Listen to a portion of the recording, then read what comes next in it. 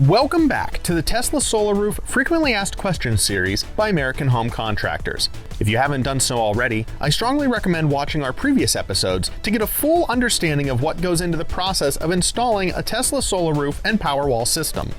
Today's video is part 2 of our discussion about what happens after the installation is completed. You can find a link to part 1 in the description below. Enjoy! How long can the Powerwalls hold a charge before they start to lose power or lose storage? So the Powerwalls are in the basement, right next to the electrical equipment. So they're in a climate-controlled environment, so they're not going to really lose much power over time, right? When your vehicle is out and about and it's in a parking garage and it's really cold outside, like 40 degrees or, in the teens or whatever, right, your battery will start to, wear down. It'll start to lose energy inside of the battery. But the Powerwalls, if they're outside, that will happen. But typically people install the Powerwalls inside if they're in the northern climates.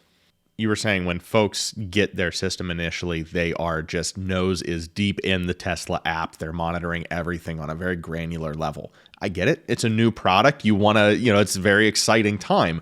But at what point would you recommend them waiting to assess their system fully? Hey, I need another Powerwall. I need 2 more Powerwalls to get where I want to be. Or, any other external functions. How long would you say? A couple months, a year? The more data, the better, right, to analyze. So I would say looking at probably a year's worth of data and seeing your consumption habits and seeing how much you've produced, how much you've consumed and charged and discharged over the course of that overall year, will tell you, hey, do you have enough batteries? Do you, could you potentially need more, right? If you're net metering a lot in the summer months, maybe it justifies having another battery if you want one. That's kind of the conclusion I came to. I started off with 1 battery, then I moved to 3 batteries, and now I have 5 batteries, but I monitored things very closely over time, and I realized in the summer months, I was net metering a lot. I was producing a lot, not consuming that much, and it was just sending so much back to the grid. So I was like, you know what?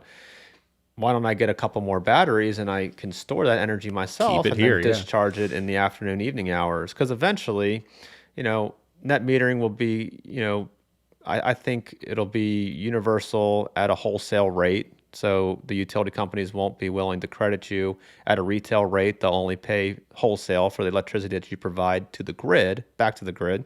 So in that case, you want to keep the electricity that you're producing over top of consuming for yourself, right, to use later. There's going to be more time-based controls during peak hours. You're going to be charged more.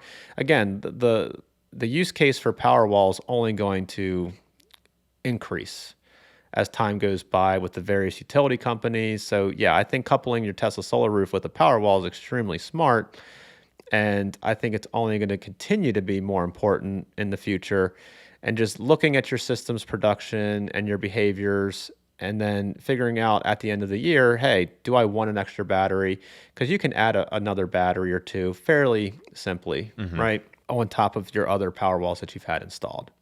A day to get those installed, the additional Powerwalls? Yeah, it should be a day or 2 depending on complexity. There could be some design work, right? You may have to submit another design to the permit office, the utility companies, just letting them know what's going on. But typically, it's not a very difficult thing to add Powerwalls to an existing system that already has Powerwalls, especially. If you don't have any Powerwalls and you just have Tesla Solar Roof or solar in general, then adding a Powerwall and gateways is a little bit more of a process because it's just more equipment that needs to be installed and set up. And then you also have to think about the electrical panels in your house. If you have 1 electric panel, then all right, so what am I backing up? How many Powerwalls will it take to back up my entire panel?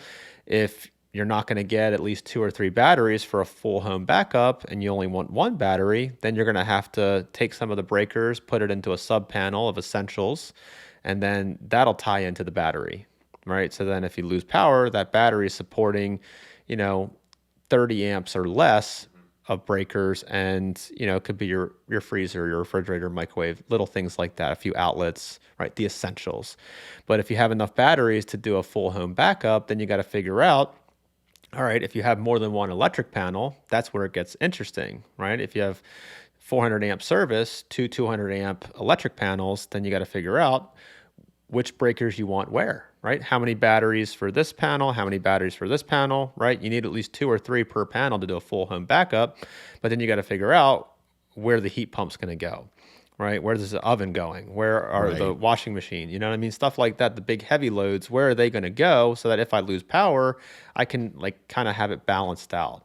And that's the real difficult thing to figure out early on, because when we're working with homeowners, we don't know their consumption habits. We don't know how much they use the dishwasher, the washing machine, those kinds of things. We can see their electrical bill, we can see their consumption over the last trailing 12 months, right? So we can get an idea, and a lot of times it'll actually show you month by month by month usage. So you'll be able to see, oh, you use a lot in January, and a pretty good amount in February, and then all of a sudden, the weather starts to break and it starts to get warmer outside, and it's like, hey, you're starting to use less power, less electricity, so you just got to kind of, it's so individualized, and that's why it's so complicated for people until they start living with the system. You try to plan the best you can up front. You try to say, all right, based on your needs, based on your consumption, this is the system size we recommend. This is the estimated output, however many kilowatt hours per year of annual production. How much are you consuming? And then how many batteries, do you want? And based on system size, it kind of will determine, if you have a small system size, you probably don't want to get, 5 or 6 Powerwalls. Unless you want to charge them from the grid and have them as backup energy, right? You could do that as well. People do have Powerwalls without solar. It's just when you couple the Powerwall with the solar, that's when the product really becomes special. So if you do decide to get more Powerwalls down the road, do you need to do inspection and potentially PTO again because the system has been altered? You should reach out to it. That's very individualized depending on case. The actual permit office and the utility companies that are involved. I've heard of situations where people haven't really had to do much, and I've heard of situations where, yes, the permit office needs to be notified and approving of it, and then the utility company also needs to get involved. So it's kind of case by case across the country. Got you. And you were talking about instances where you don't necessarily know what the individual needs for their backup, what's on which panel, which breaker is operating what. Do you have any personal stories of your system and figuring that out and potentially having to switch things over from breaker to breaker because you needed to balance the system out? Yeah, so when a big consideration of ours was where we're going to put the electric vehicle chargers, right? Because they're pretty big and they use a lot of power. So we kind of went through the exercise of thinking, which panel, how much production are we sending to each electric panel? How many batteries are there? So we ultimately came up with putting them on the side that has 3 batteries, right? But we also have heavier loads on that panel as well. So knowing that, hey, if we lose power, we probably, we got to look around and say, all right, are the vehicles charging? If they are, we should probably shut them down. You can actually do that inside of the Tesla app as well. You can set charge limits for your vehicles. Oh, cool. Right. So that if you go down to a certain amount on the reserve of the battery, it'll stop charging your vehicles. And then, of course, we want to prioritize certain things like maybe heating the house if it's really cold so that, we don't have any frozen pipes and that kind of stuff. So, yeah, you got to kind of go through that thought exercise. There are smart electric panels out there. I was just going to say Span.io, but I think that deserves its own standalone video because that is a whole can of worms. But that is really cool that, you can go in and tweak your panel on, the individual breaker level from your phone. That's we'll dive deep into that. But yeah, that is a pretty cool product where you can manage things remotely and you can see at the individual breaker level the usage, not just at the overall panel level, the individual breakers. And then you can also set up workflows for, if you lose power, it shuts these breakers down and it only focuses on these essentials. So yeah, it's kind of like an automated process. So you don't have to go down to your basement, open the electrical panel, flip off the breakers themselves manually. It's all automated. You can do it from your phone. Great use case if you have a property that you're not at too often. You can just manage things remotely and check on things as well. Yeah, So who wants to go to the basement, right? Like that is so 1990s, man. Are there any messages that you want to give to, brand new Tesla Solar Roof owners about their Powerwall and using their system from the start? So after the system's turned on, monitor things through the app, make sure everything's working properly, and, reach out to your certified installer and ask questions if you're unsure of what you're looking at, how things are working, if it's working properly. It's pretty easy to just send over data, right? Like I said, you can go into the app, you can download the data, you can send it over to your certified installer. You can do a screen record, you can send them a video of what's happening in your app just so they can see firsthand how things are performing and what you're seeing. And, just be patient, especially if your system's turned on in the winter, it's not going to be producing that much, right? If your system's turned on in the summer, it will be producing more. So just know the seasonality, know where the sun is in the sky, be more aware of your home, the orientation, the positioning of the sun throughout the course of the days and weeks and seasons. Just become more aware of that and know, based on your design that you provided, you can see where the tiles are laid out on your roof. Mm-hmm. So if you have a lot of tiles that are on the north facing slopes, they're not going to see a lot of sun in the winter months. So don't expect a lot of production. But in the summer, when that sun is really high in the sky, it's touching that north-facing slope as well, and it should be producing a lot of power. So just set the expectations for yourself to become more aware of your surroundings, your house, how it fits in with the sun patterns throughout the year and seasons, and that kind of stuff. It's really exciting because you become more aware of how much you're consuming. You start turning lights off and you start being less wasteful, really, as you start to kind of monitor your consumption and, paying attention to the production, making sure things are performing as they should, but really trying to limit your consumption and be smart about that, right? Mm-hmm. Turn off things that you're not using. And yeah, try to just be a good steward. So the app doesn't show you real-time weather conditions, right? Correct. Yeah, there's no weather time conditions in the app. But I'm sure you can look at your graph now, having a roof for 3 years already? 2.5, 3 years? You probably know what the weather pattern was when you're out of town or whatever. You can probably look at your production and assume, oh, we had a storm that lasted from here to here. It was partly cloudy today. Sun really opened up. You can probably read the weather patterns based on the production already. You can kind of see that in the data. You can look at some days where you see your graph all the way up producing, and then all of a sudden it drops down really, really far, right? Now, obviously that could be an issue. That could be an arc fault or something not performing correctly or communicating correctly. But if everything's performing as it should, then most likely that was just, a thunderstorm rolling in, really dark clouds coming in and rain and all that good stuff. And then you can kind of see it in the data as the storm leaves away. And as long as it's still daytime, you can see the sun come out and the production start to resume. So it is kind of interesting to look at the overall data points. We've noticed a lot of customers that get solar also have weather systems installed at their house, so they can see, through an app what the weather conditions are like at their home as well. So they can take that data and overlay it with the solar production data and just, get a full picture of what's happening around their house.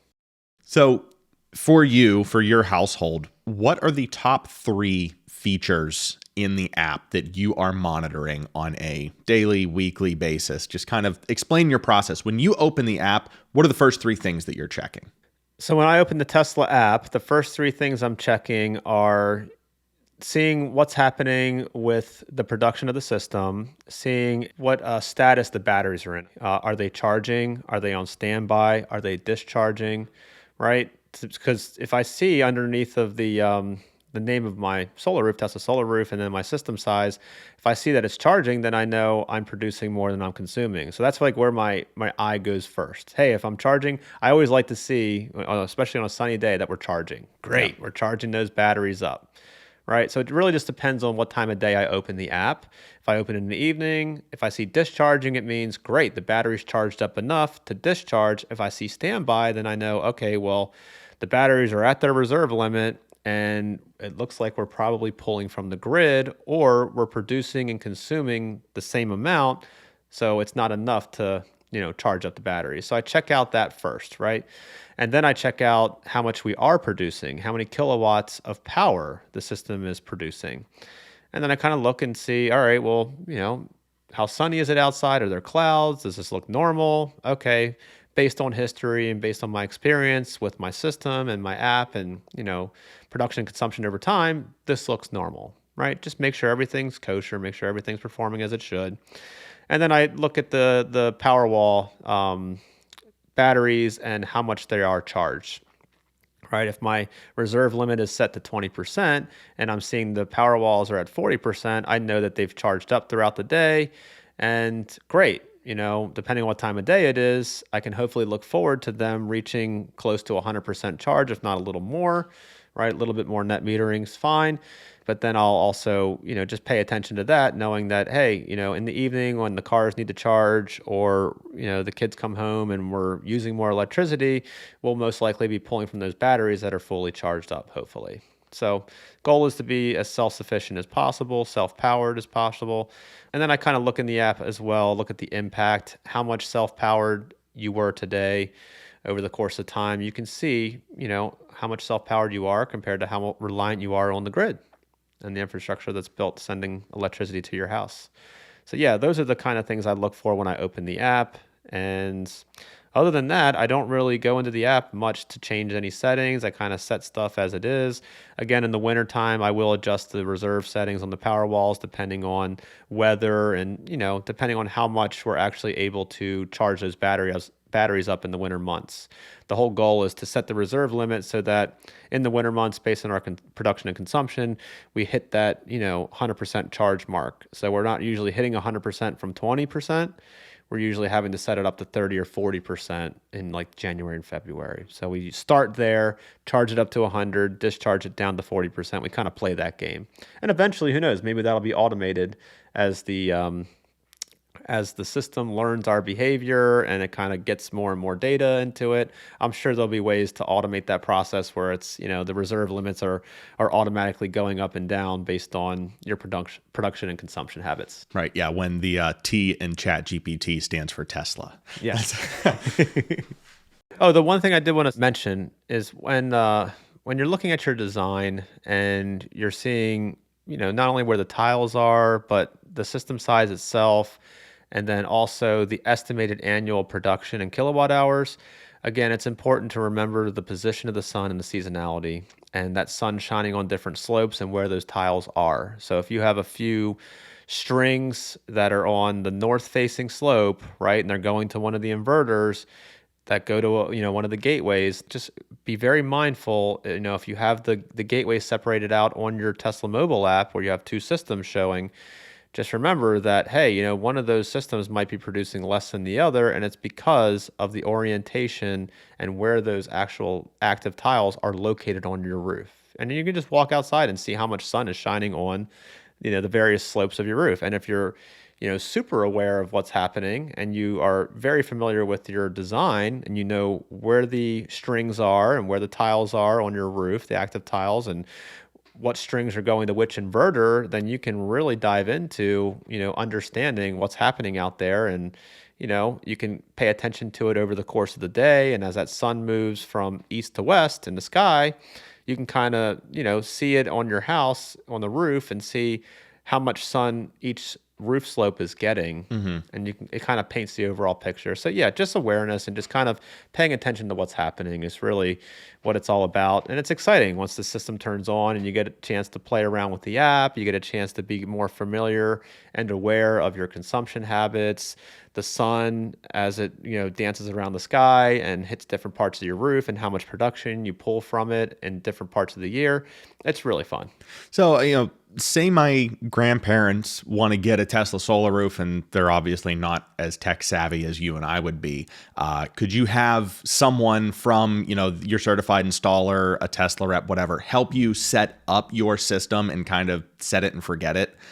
Do you need to be in the app monitoring and adjusting throughout the year?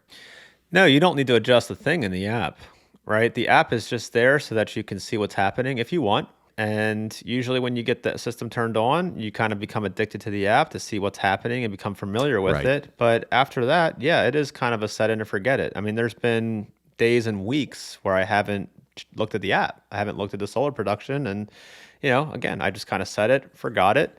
And as long as everything is performing as it should, that should be all you need. Now, if you're in a state that has solar renewable energy certificates, the SRECs, then you will need to be sending information to your broker or whoever you're using to sell those SRECs on the open market.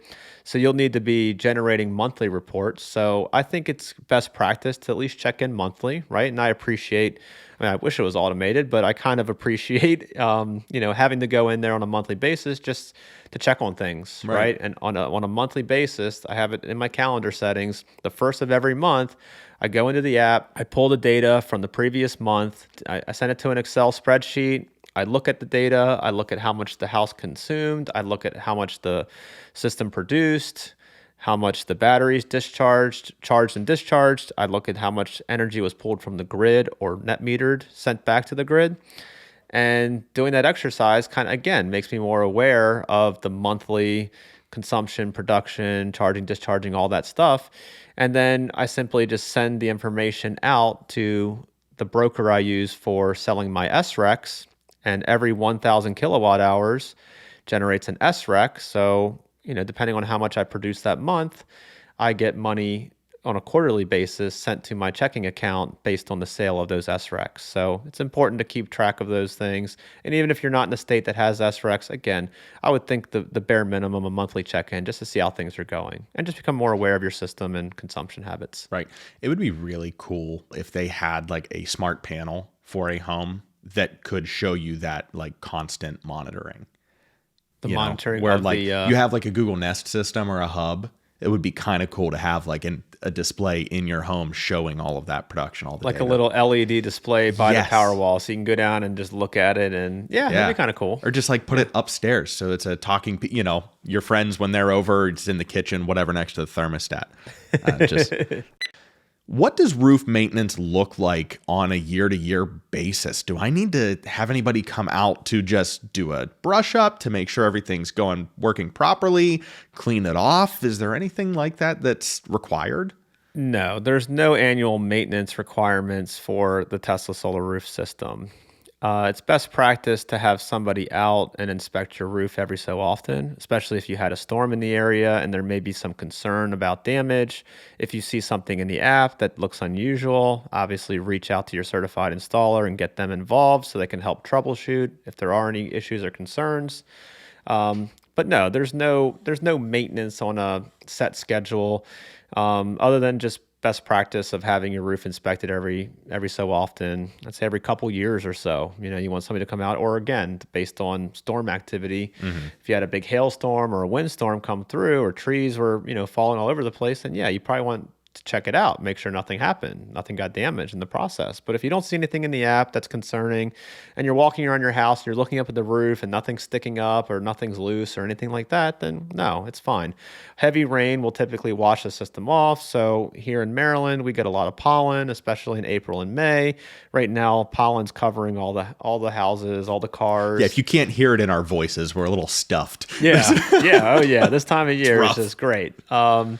But yeah, so there'll be a lot of pollen on the roofs, and any debris or dust can have a slight impact on the production, but not much. And usually it just washes off with heavy rain, which we're bound to have here in the next few days anyways. So typically, if you're in an area where the roof gets exceptionally dirty, or for some reason it just something happened up there, a huge bird took a on the roof, and it's just blocking out a whole tile, then you may want to get up there and scrub that bad boy off. What kind of birds are we? I don't think that's gonna make it to that. It's gonna make it. It'll be in there. Well, it is kind of amazing. When I go out to these job sites after they're installed, and I take the after pictures, and you can see it very clear as day because the tiles are black. Right. So you see these little dots everywhere. It's like, God, man, why'd you do that? Why'd you do that right before I came out here to take these pictures? It looks so good. Yeah. Oh my gosh. So these tiles are top of their class with ratings, right? Like they're going to take a beating from wind, from hail, from anything that nature can throw at them. They're gonna put up a pretty good fight. But if something should happen, a tree limb falls on your roof, breaks one of those glass tiles, will the solar array, that grouping of solar tiles, will it still function if one of them is damaged? And along those lines, how quickly do I need to get that replaced? So if there are damaged tiles on the roof, you should get them replaced as soon as possible. But it's typically not the end of the world. They can be swapped out fairly easy enough. And yes, if you do have one that's damaged in the middle of a string, the way that the tiles are strung together, they're strung with two different strings. Mm-hmm. So you should be able to bypass that tile that's damaged and continue power through that string into the inverter. It all depends on, the type of damage and what really occurred. But yeah, it should still produce something. Usually there's multiple strings going to the inverter. So even if one string were to get shut down, other strings would still be feeding the inverter. Even if a tile, or a few tiles were shaded or damaged that were supposed to activate an MCI, usually other tiles can still power that MCI. It's usually one mid-circuit interrupter for every 10 active tiles. So yeah, the system's designed and built so that even if there are slight issues, it doesn't kill out all the power. But if there are any issues like that, it's best to get them taken care of as soon as possible. If you're still on the fence about signing up for a solar roof yourself, you can head to AmericanHomeContractors.com/Tesla. Check out more information, including our 100% free solar roof cost calculator, to see an estimated cost of what it would look like to get this product on your home. If you're looking for more solar roof content from American Home Contractors, you can find us across the web at AHCDMV. From all of us here at American Home Contractors, thank you once again for watching. We'll see you in the next one.